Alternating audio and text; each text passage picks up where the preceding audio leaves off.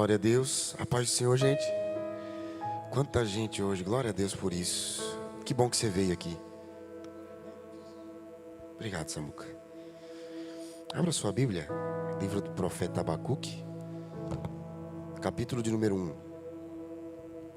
Que bom que você veio esse lugar. Glória a Deus. Como é bom começar a semana na casa de Deus, com os nossos irmãos, com os nossos amigos. Como é bom estar em comunhão. Que bom que você veio aqui. Glória a Deus pela tua vida. Glória a Jesus pela tua vida. Capítulo de número 1 do livro do profeta Abacuque, versículo de número 2. Diz assim: Até quando, Senhor, clamarei eu, e tu não me escutarás?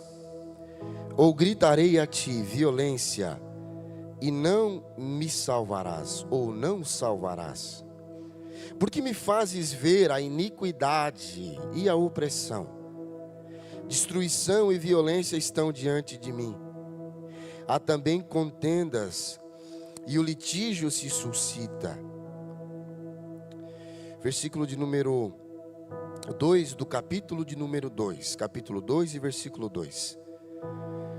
Então o Senhor me respondeu: escreve a visão e torna-a bem legível sobre as tábuas, para aquele que passar correndo a possa ler. Porque a visão ainda para o tempo determinado, e até o fim falará e não mentirá. Se tardar, espera-o, porque certamente virá e não tardará. Eis que se a sua alma se incha, não é reta nele, mas o justo pela sua fé viverá. Capítulo de número 3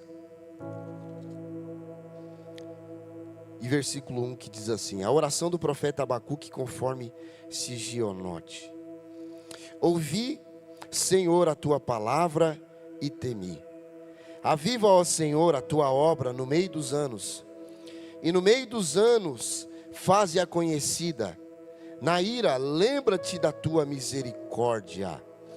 Deus, vem de Temã e do monte de Parã para o santo. Selá, a sua glória cobre os céus e a terra se enche do seu louvor. O seu resplendor é como a luz, raios brilhantes saem da sua mão. Versículo de número 12. Com indignação marchas pela terra, com ira trilha as nações. Tu sais para salvamento do teu povo, para salvar o teu ungido. Tu feres o chefe da terra da impiedade, despindo-o da cabeça aos pés, ou despindo-o da cabeça aos pés. Versículo de número 17 para terminar. Ainda que a figueira não floresça, e nem haja fruto na vide, ainda que o produto da oliveira falhe, e os campos não produzam mantimento, ainda que as ovelhas sejam exterminadas, e nos currais não haja gado, todavia eu me alegrarei no Senhor, exultarei no Deus da minha salvação. O Senhor é a minha força, torna os meus pés como os da corça, ou das corças, e me faz andar sobre os lugares altos. Ao diretor de música para os meus instrumentos de corda. Glória a Deus, aleluia. Tome seu assento, glorificando. Que bom estar aqui.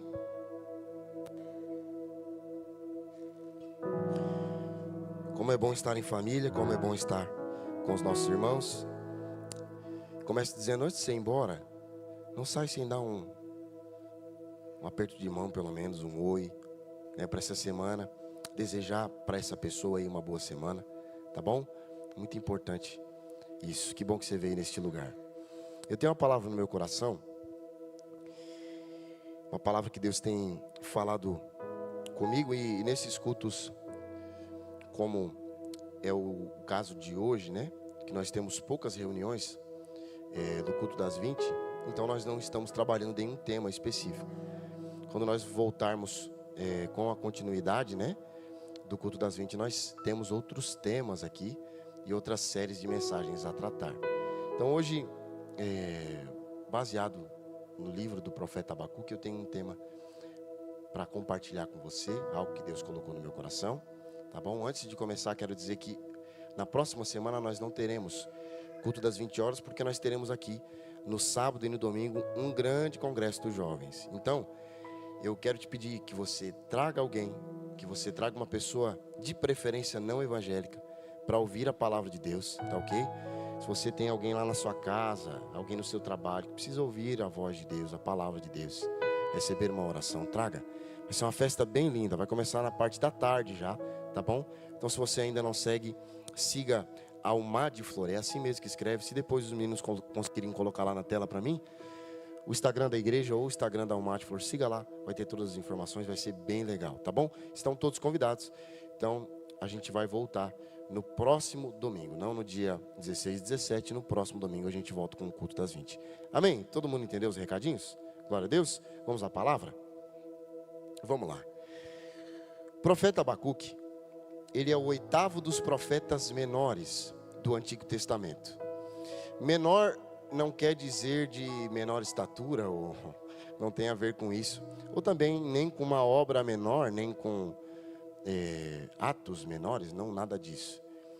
É menor simplesmente porque o livro é pequeno, né? A gente leu aqui rapidamente, e rapidamente daria para ler todo o livro. É um livro bem lindo, profundo de significados, tá bom? E está dentro de um contexto onde Judá está sendo atacada pelos babilônios. Então o reino do sul, só para que você entenda, né? Judá é o reino do norte. O reino do sul já tinha sido atacado, já tinha acontecido guerras e dominações, enfim. E agora o reino do norte, que é Judá, está sendo atacado. Ele é o cara que vai acompanhar todas essas coisas que estão acontecendo. Então, para que você consiga entender daquilo que a gente vai tratar aqui, eu vou contextualizar você. Então, para que você entenda qual que é o contexto. Ele é alguém que vai clamar a Deus pelas coisas que estão acontecendo com a sua terra, com o seu povo, com aqueles que são seus, ok? Ele vai clamar a Deus. Esse livro aqui, ele vai ter lamentações, ele vai salmodiar.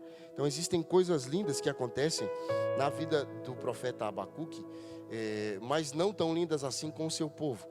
A gente precisa entender que o povo estava vivendo era um tempo de guerra, de perseguição, um tempo onde Deus estava fazendo justiça com o povo. Então é bem legal entender todo esse contexto. Eu sei que você já é conhecedor da palavra, eu estou apenas relembrando coisas que você já sabe. Abacuque viveu em tempos difíceis, muito difíceis mesmo. Ele vai trazer aqui um assunto central, que é o assunto do livro dele, que vai permear, vai entrelaçar todos os 3 capítulos. E é o que eu quero tratar com você aqui, tá? Eu quero levantar esse ponto, centralizar ele aqui, para que a gente consiga, fixado nele, trabalhar aquilo que eu quero trazer ao seu coração, a meditação que eu quero trazer ao seu coração. Que ponto é esse? Ele vai trazer aqui o sofrimento do justo pela mão do ímpio. E esse é o paradoxo, é a luta dele com Deus. Isso aqui vai estar acontecendo e vai entrelaçar todos os 3 capítulos. A gente lê o capítulo de número 1 e o versículo de número 1. Ele começa fazendo uma indagação a Deus. Abre lá comigo, capítulo de número 1 e versículo de número 1 e 2. Achou aí? Olha o que ele está falando para o próprio Deus. Até quando, Senhor, clamarei eu e tu não me escutarás? Aqui não é oração. Olha para mim. Aqui não é só oração.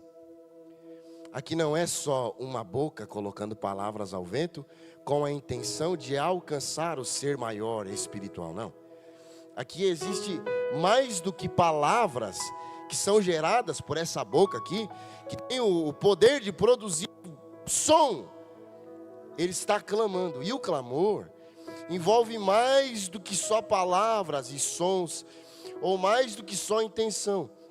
O clamor envolve um coração quebrado.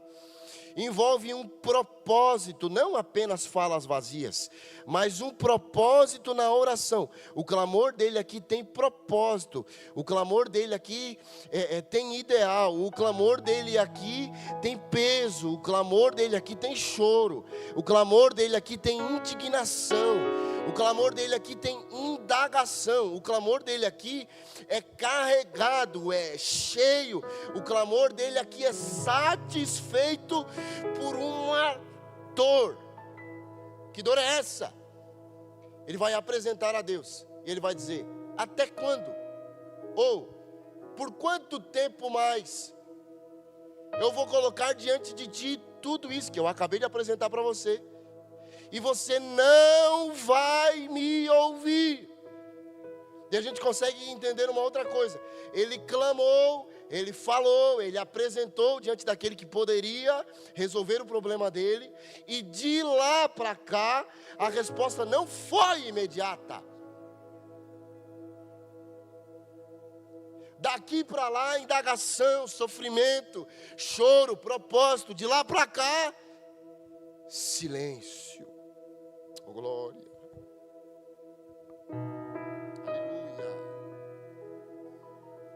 Oh, glória a Jesus.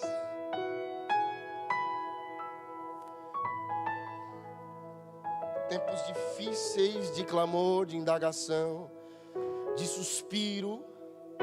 Oh, glória a Deus. Tempos de silêncio. Oh, glória a Jesus.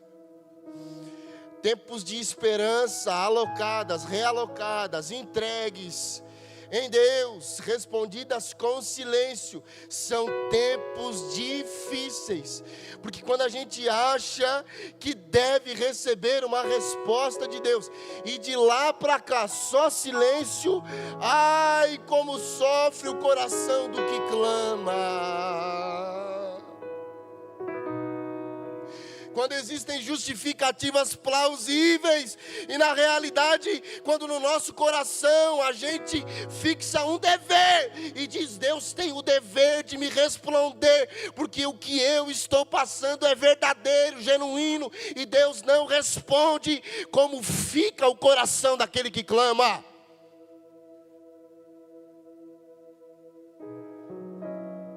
Sabe como estava o coração de Abacuque? O coração de Abacuque estava destruído.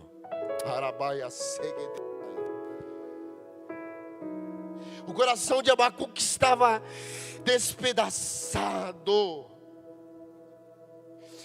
olhando para o seu povo, para a sua terra. Quantos aqui já pegaram terra molhada na mão da chuva, só para sentir aquele cheirinho? Ou saíram na rua assim e sentiram aquele cheirinho de terra? Não é gostoso? Imagina todo esse conceito de amor por gente, por pátria, por terra, por lar, sendo destruído. E sabe por que ele apresenta tudo isso diante de Deus? Porque a destruição na cabeça dele não é algo justo. Ele vai apresentar diante de Deus e ele vai dizer: como pode um povo ímpio, mais injustos do que nós, estarem sendo usados como ferramenta de justiça? Como pode isso? Tu és Deus, Criador de todas as coisas. Como que você pode permitir estas coisas?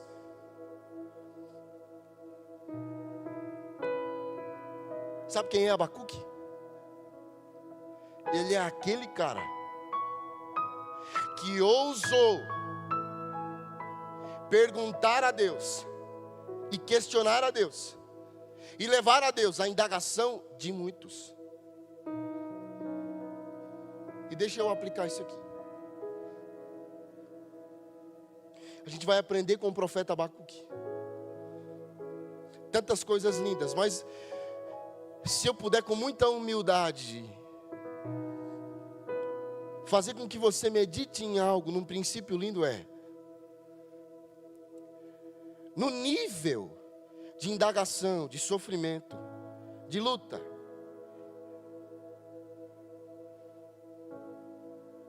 interna, apenas externa, é interna.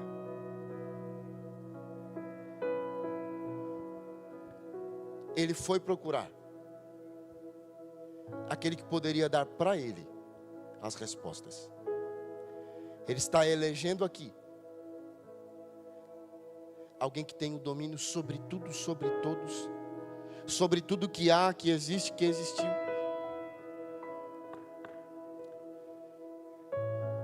E ele está dizendo: se tem alguém que pode me responder, é o próprio Deus.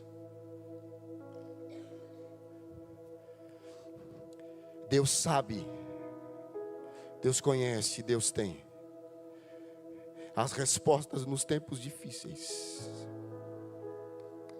Adabaia, segueia, baia, segueia.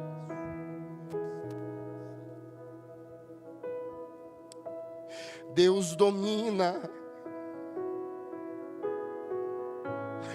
Deus domina o objeto da sua angústia. Ele domina e Ele tem a resposta para você. Ele tem.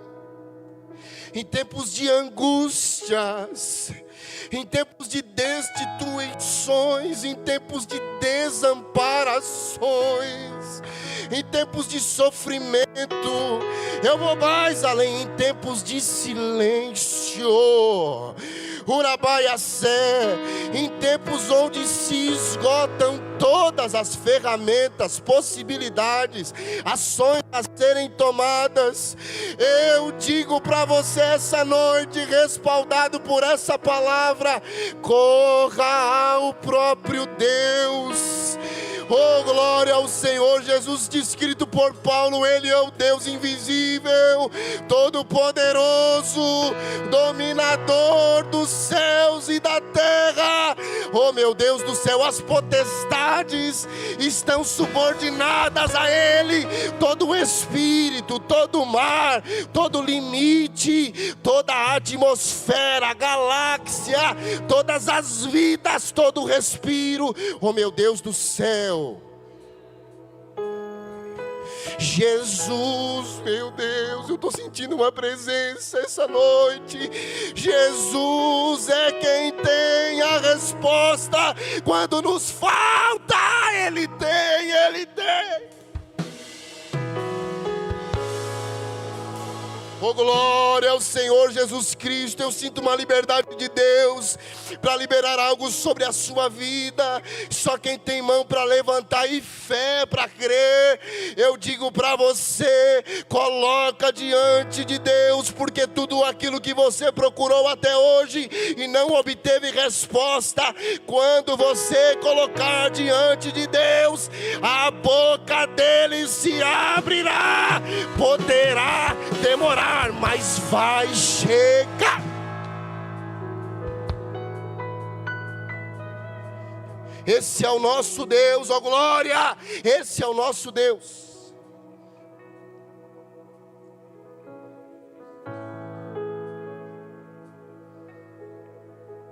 Basicamente essa é a primeira sessão do livro. É onde ele vai apresentar diante de Deus a sua lógica, com os seus argumentos, com a sua visão, aquelas coisas que estão acontecendo. Na segunda sessão do livro, no capítulo de número 2, a gente vai ver que Deus responde. E é lindo o que a gente leu aqui no capítulo de número 2. Olha só, ele vai desenhar um cenário no texto, e ele vai dizer: eu me colocarei como vigia, na torre de vigia, e esperarei. Capítulo de número 2, abre comigo.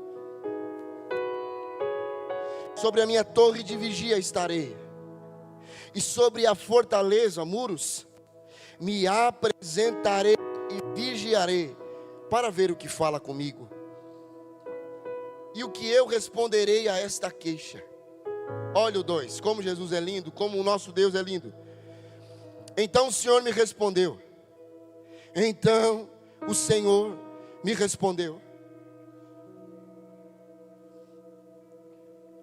Existe um conflito na minha mente. Particularmente eu, Rodrigo, existe um conflito na minha mente em ler isso aqui. Sabe por quê? E eu fui buscar ajuda porque existe um campo minado e um território perigoso quando a gente fala do que eu vou falar. Eu quero trazer uma pergunta a você aqui e responderei de uma maneira simples. Por que é que o povo estava sofrendo? Sem medo de errar, se você é conhecedor da Bíblia, você vai saber que o povo estava colhendo aquilo que plantou. Em Êxodo, capítulo de número 24, se você pode, abra comigo e coloque na tela lá. Deus vai fazer uma aliança com o povo. A gente vai ver o próprio Deus falando a Moisés. A gente vai ver Deus estabelecer leis ao povo. Capítulo de número 24. Estabelecer uma aliança.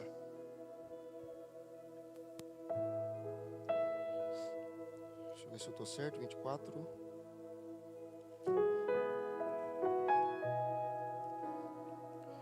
Êxodo. Vamos lá, deixa eu achar aqui.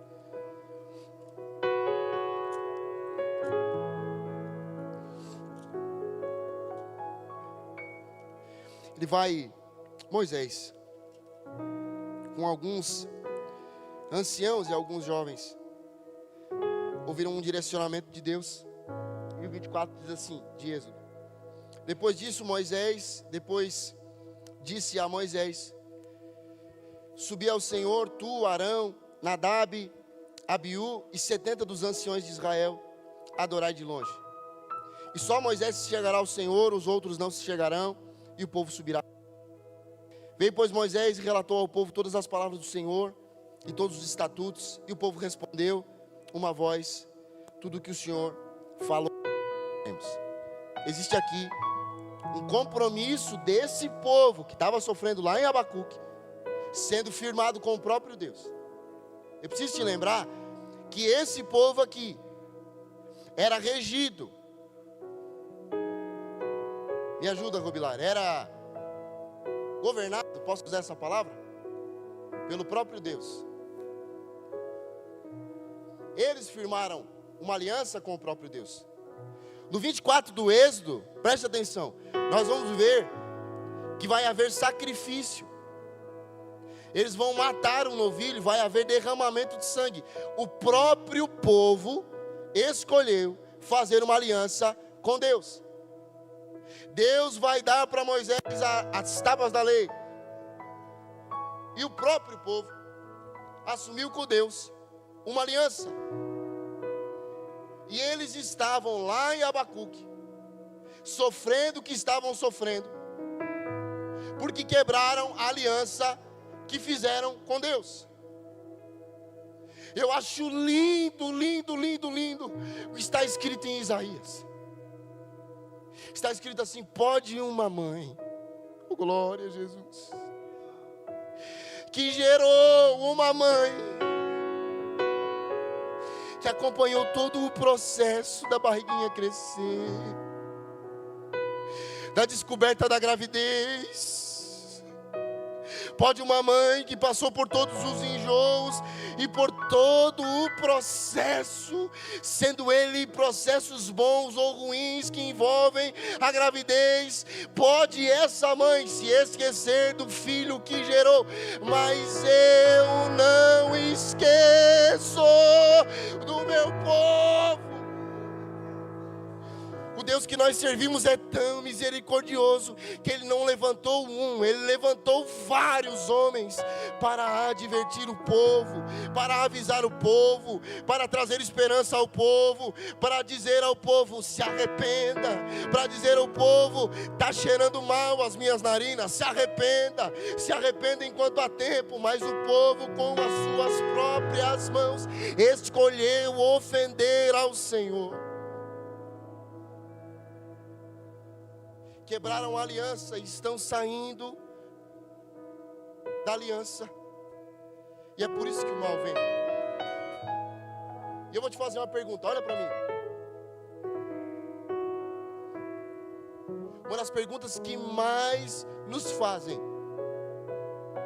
Se Deus é tão bom, se Deus é bom, se Deus é amor, por que existe o mal? Por que existem dias maus? A resposta é simples. Simples, simples, simples. Nós não cremos assim. Na Assembleia de Deus, não. Deus não é esse cara que vai gerar o mal por prazer, não. O homem com as suas próprias mãos traz o mal para si. Escute bem. O homem com as suas próprias mãos traz o mal para si. Quebra as alianças com Deus e colhe o que plantou. Em sala de aula segunda-feira, lembra que eu falei, Samuel? Em sala de aula segunda-feira eu falei, olha, sabe aquela frase? Nunca foi sorte, sempre foi Deus. Eu falei para os meninos lá. Anota aí, eu falei para eles. Nem tudo é luta. Às vezes é só colheita mesmo.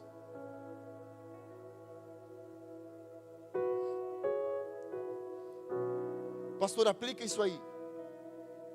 Eu quero dizer, com muito temor no meu coração, com muito amor no coração, que existem muitas coisas que Deus permite a gente passar. Porque nós tivemos a oportunidade de plantar boa semente em terra boa, terra fértil. Mas por escolha, nós escolhemos aquelas sementes que plantadas frutificam em coisas que desagradam a Deus e atrapalham, causam afastamento no nosso relacionamento com Deus. Nem tudo é luta e nem tudo é o diabo. E eu não sou calvinista, mas eu gosto muito de uma frase do Calvino. Eu e o pastor Giliard estávamos conversando agora antes do culto. Satanás é só um cachorro na mão de Deus. Eu já preguei aqui sobre Jó e você já me ouviu. E eu gosto do que Deus diz para Jó. Existe uma reunião dos filhos e o próprio Deus vai dar testemunho de quem é Jó. E ele vai dizer, viste quem é o meu filho? Viste quem é o meu servo? Homem temente a Deus, que se desvia do mal. Deus sabe quem somos. Deus conhece nossa natureza. Deus conhece a natureza dos nossos pensamentos, atitudes e principalmente daquelas coisas que por consequência a gente faz a escolher, sabendo o mal, a gente faz sabendo a consequência. Deus sabe de tudo. Por isso eu te digo, até que ponto Deus é mau? Até que ponto Deus é ruim? Até que ponto tudo é culpa de Deus? Olha para mim. Quais são as sementes que você tem plantado na sua casa? Quais são as sementes que você tem plantado na sua família? Quais são as sementes que você tem plantado na sua vida financeira? Quais são as sementes que você tem plantado na sua vida conjugal? Quais são as sementes que você tem plantado nos seus relacionamentos? Sejam eles em quaisquer áreas. Existe da nossa parte para com Deus uma responsabilidade nos nossos atos. E é por isso que o povo estava sofrendo o que estava sofrendo. Deixa eu mandar.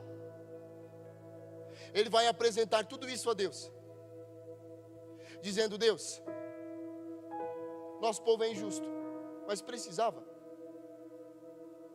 Aí sabe o que eu acho lindo?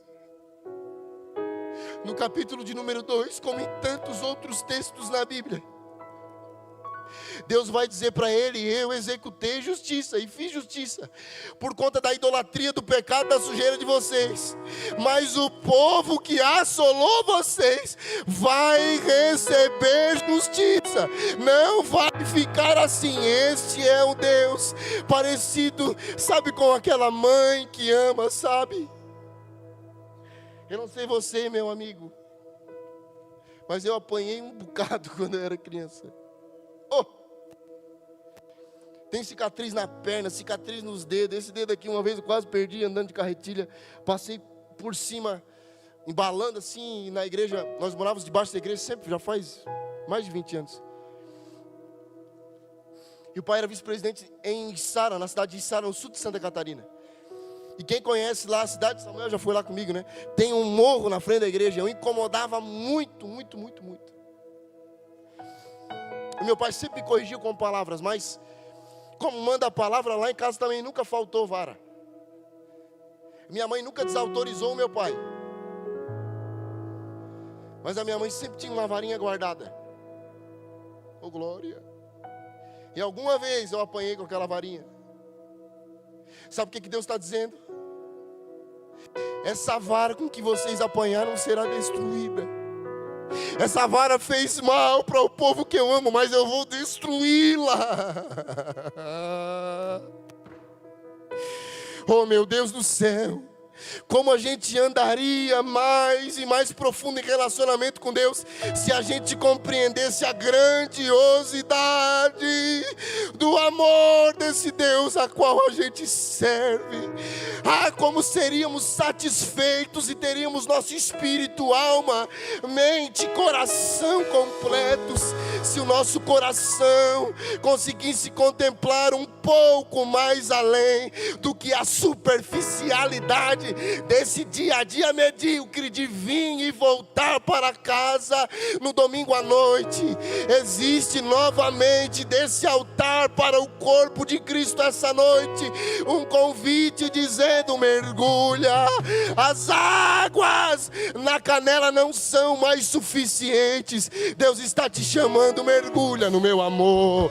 Arabaia segedivia saio, mergulha no meu amor e nas obras das minhas mãos. Veja quem eu sou. Esse é o Deus que nós servimos. Ele vai ter a sua oração respondida. E serão 5 ais. Depois você dá uma lida em casa. Eu preciso correr aqui.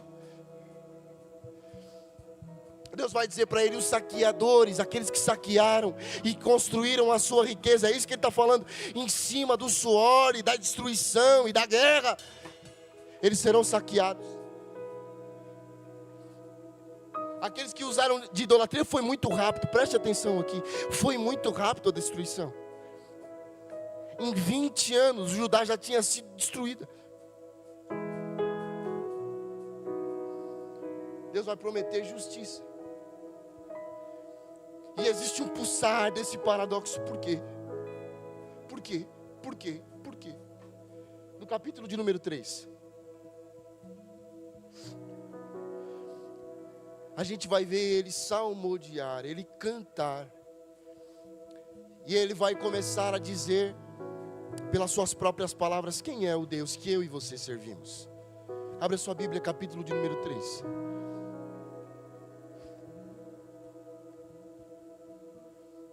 Eu quero dizer,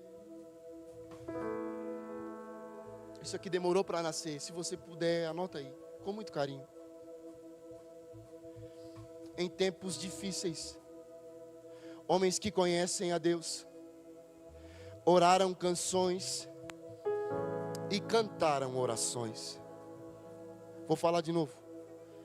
Em tempos difíceis, homens que passaram por um processo de conhecer mais a Deus oraram canções e cantaram orações. Esses são os salmos, esses são os provérbios, o Eclesiastes, o livro das Lamentações, que é o livro do profeta Jeremias, o Abacuque e tantos outros livros da Bíblia. A gente vai ver homens cantando orações. Olha para mim, em tempos difíceis, gente, de guerra mesmo, de problema, existem vários propósitos de Deus, mas existe um propósito comum a todos os homens. Isso é bíblico. Homens que vivem tempos difíceis são aproximados de Deus pelos processos que estão passando. Se você está em um tempo difícil, chame como você quiser. É deserto, é vale, Tem crente que nunca sai do deserto, do vale, da fornalha. Tem crente que tu conversa com ele, um tempo ele está no vale, no outro tempo ele está na fornalha, no outro tempo ele está no deserto, no outro tempo aqueceu 7 vezes mais, no outro tempo recomeçou tudo de novo, no outro tempo, sabe? No outro tempo ele está na cruz, e assim vai, nunca sai, não. Tempos difíceis. Tem um objetivo sim, um propósito sim, em Deus. De fazê-lo conhecer mais o Deus que a gente serve. O Espírito Santo falou ao meu coração algo bem legal. Olha para mim. No tempo que a gente está vivendo, a gente perde um pouco. Para não dizer muito, para não dizer bastante, para não dizer quase a totalidade. Da nossa ingenuidade, da nossa pureza. Se você pode, anote aí. Não deixe tempos de guerra, tempos difíceis, tempos de luta, arrancarem de você a sua pureza. Eu já preguei isso aqui algumas vezes, e algumas vezes o Espírito Santo falou comigo. Eu estava pensando sobre isso aqui ontem à noite, e o Espírito Santo falou para mim, porque eu me perguntei, tanta coisa para fazer, esse cara foi compor canção, Vitória. Tanta coisa para fazer, ele foi orar e ele foi colocar diante de Deus, numa forma de uma canção, ele foi colocar diante de Deus aquilo que ele via de Deus, aquelas coisas que ele tinha gerado dentro da alma, que foram o resultado de todo o processo que ele estava passando. Ele escreve canções. A gente perde a ingenuidade. A gente perde, eu estava até pensando que tem gente, sabia que tem adulto que não gosta mais de criança, não gosta de brincadeira boba de criança. Sabe o que é isso aí? A gente está com uma mente tão cauterizada, a gente está com uma mente que não consegue mais entender um coração puro e um coração ingênuo. Mas existe um convite de Deus essa noite: restaura a ingenuidade, oh meu Deus do céu, do teu coração, restaura a pureza do teu relacionamento com Deus. Restaura a santidade, a limpeza, a pureza, a ingenuidade que foi construída e te entregue quando você aceitou a Deus. Que coisa é essa? Que negócio é esse? De a gente ter conversas com Ele e colocar diante de Deus só aquelas coisas que nos afligem e nos constrangem de uma maneira abrupta, de uma maneira como se Deus tivesse o dever de responder rápido aquelas coisas que a gente tem. Não. Faz como Abacuque. Entra dentro do teu quarto, meu amigo. Entra dentro do teu quarto, dentro do teu carro, no momento sozinho, aonde você estiver, escreve algo para Deus. Ore orações que você, meu Deus do céu, meu Deus do céu. Ore orações com palavras que você nunca orou. Cante coisas a Deus que você nunca cantou. Fale coisas a Deus e entregue o seu coração de uma maneira como você nunca entregou. Onde está a pureza?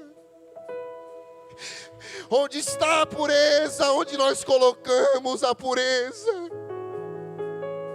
Nós corrompemos o nosso ambiente de relacionamento com Deus com tantas coisas.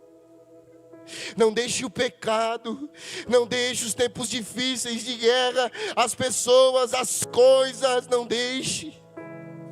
Mantenha puro o seu relacionamento com Deus. Ei, olha para mim, Deus te tem como um filho amado.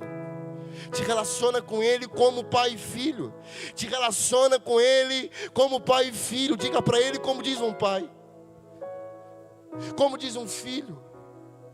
Um pai não tem vergonha do filho e o filho não tem vergonha do pai. O filho apresenta ao pai as suas ingenuidades, as suas fraquezas. Um filho apresenta diante do pai as suas fragilidades. Olha para mim, eu não sei porque que o Espírito Santo está me direcionando para esse. Olha para mim.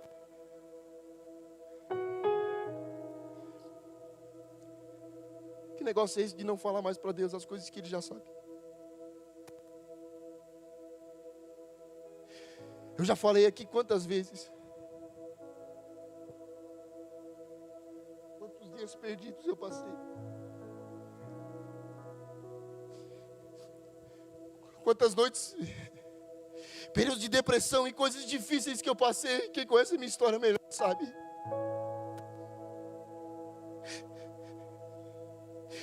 Onde eu não sabia mais o que fazer e a única coisa que consolou o meu coração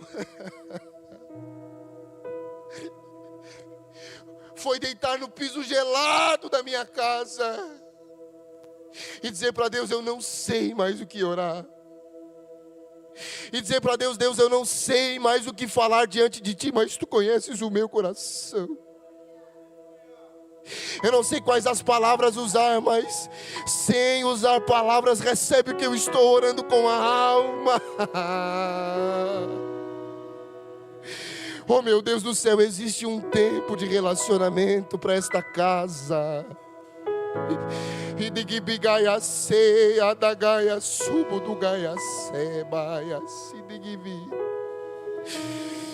Deus está falando há tantos meses disso aqui, neste púlpito, você tem ouvido, e pela graça de Deus, pela autoridade que está sobre mim, eu digo e profetizo que existe um tempo de estreitamento de laços sobre esta igreja.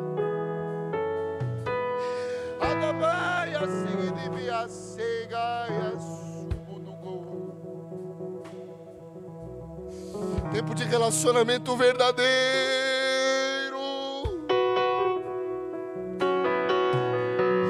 Arranque as máscaras hoje.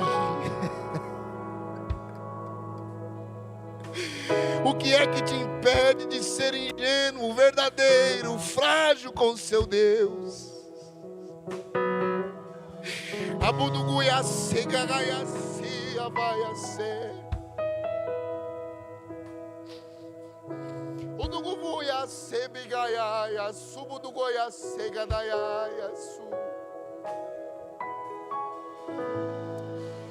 Oh meu Deus do céu, reverencie a presença do Espírito se você pode. Feche os seus olhos neste momento e comece a orar. Adubuia segia arabaia segedeia subudugoio. Existe um tempo de raia, sugo do vai a ser, abai. Um tempo de profundidade para esta casa, arabaia segede.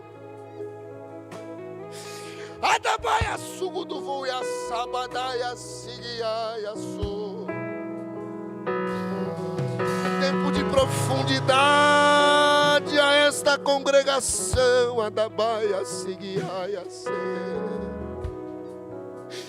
Adubuguia se abaia segede gaia su do gaia se aia su. Um tempo de derramar do Espírito. Tempo de colheita de sementes antigas. Arabaia seguia subudugu. Assim diz o Senhor, arabaia segede vai. Derramarei do meu espírito, a do buguiu a ser.